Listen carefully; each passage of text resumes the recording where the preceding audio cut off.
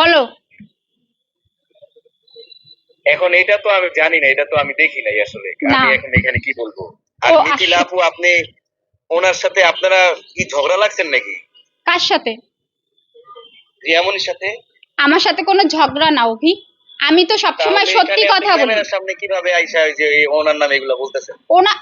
ওনার নাম না তো, আমাকে নিয়ে প্রতিনিয়ত মিথ্যা কথা বলবে, অপমান করা হবে, আমি চুপ করে বসে থাকবো? বলো বলো, আমি কত সময় চুপ করে থাকবো? আমি পরকিয়া আমি তো শুনবো না। একটা ডিভোর্সি লোকের সাথে আমার সম্পর্ক ছিল, কথা ইতির সাথে কোনো খারাপ সম্পর্ক নেই। আলোকে সে তার মেয়ে কসম দিয়ে সে মিথ্যা কথা বলে না, বুঝতে পেরেছেন? মারতে চাইনি তো, মারা হইছে। এটা আমরা প্রতিশোধ পরণ। আমি যে মামলা করেছি না, ওর রাগ, ও যতটুকু আমাকে ভালোবাসা দেখে আসলে না, ওর রাগ আমার উপরে। মামলাটা তো মারাত্মক মামলা। দেখেন না নোবেলের এইটা কত দূর গেছে, আর আমার তো প্রত্যেকটা প্রমাণ আছে।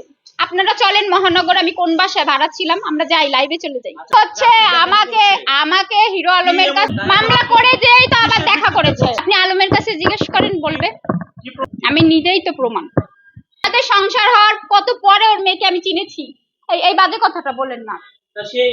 সে তো সাইকো, পাগল, মাথায় সমস্যা, মূর্খ। তারা মূর্খরা যা কিছু বলতে পারে, বোঝেন না? ওটা পরে হবে ওই সাবজেক্ট। ইতির সাথে আমার একটা ঝামেলা, আমি এই বিষয়টার কথা বলতে চাচ্ছি। আমাকে সরি বলেছে। আসলে ও একটা, মনে করেন এদের একটা জালের যত একটা সম্পর্ক হয়েছে, মানে সে রিলেশন, সে তো ধর্ষণ করেছে মিথিলাকে। আসামি, মিথিলার মামলার আসামি হচ্ছে হিরো আলম। মিথিলার মামলার আসামি হচ্ছে হিরো আলম, 1 নম্বর আসামি। ওটাই বুঝবেন। সামনে ডেট করছে তো, তখন বক্তব্য দিবেন।